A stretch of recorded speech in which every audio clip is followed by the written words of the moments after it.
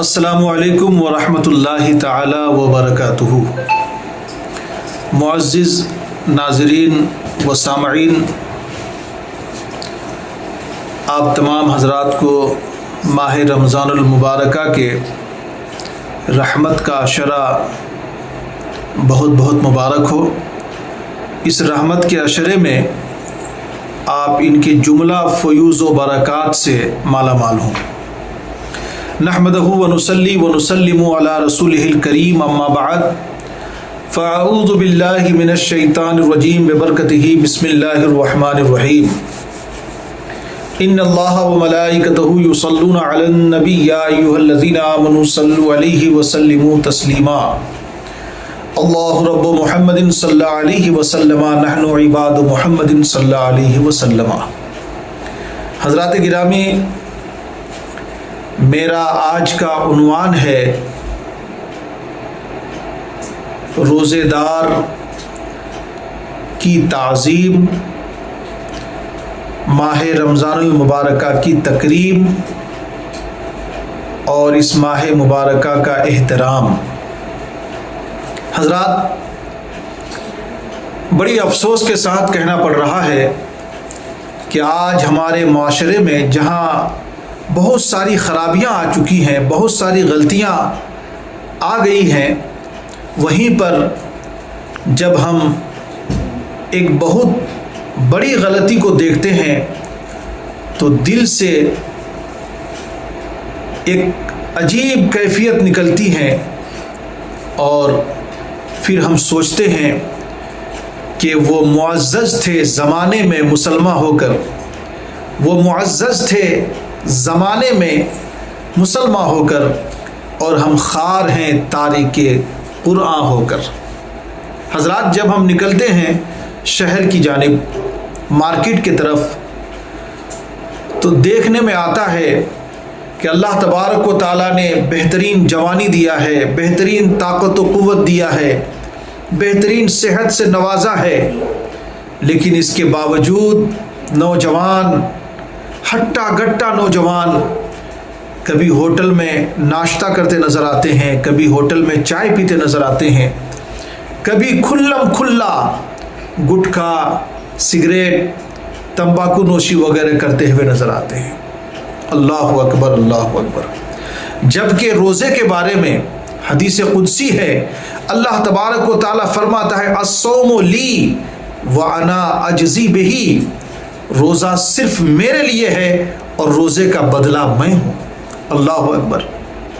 روزے کا احترام، روزے دار کی تعظیم کیسے کریں گے آپ؟ حضرات گرامی، ایک روایت کو میں بہت پہلے پڑھا تھا کہ ایک یہودی جس کو کلمے سے کوئی تعلق نہیں، جس کو نماز سے کوئی مطلب نہیں، جس نے نہ کلمہ پڑھا، نہ نماز پڑھا، نہ روزہ رکھا، نہ حج کیا، نہ زکوٰۃ دیا، نہ اسلام سے وابستگی اختیار کیا، بلکہ وہ یہودی تھا۔ اللہ اکبر۔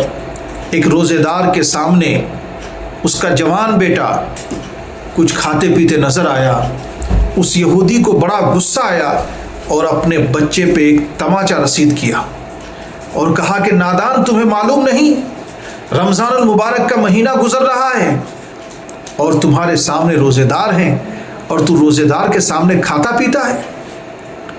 نوجوان بیٹا جب اپنے باپ کے ہاتھ سے تماچا کھایا، پلٹ کر پوچھا کہ ابا، میں روزہ سے نہیں ہوں، آپ بھی تو روزہ سے نہیں ہیں۔ باپ نے بڑی سنجیدگی کے ساتھ میں جواب دیا، بڑی متانت و سنجیدگی کے ساتھ میں جواب دیا کہ ٹھیک ہے میرے بیٹے، میں روزہ دار نہیں ہوں، لیکن میں کسی روزہ دار کے سامنے کھاتا پیتا نظر نہیں آتا، میں احترام کرتا ہوں، تعظیم کرتا ہوں، تکریم کرتا ہوں، میں کسی روزہ دار کے سامنے کھلم کھلا کھاتے پیتے نظر نہیں آتا۔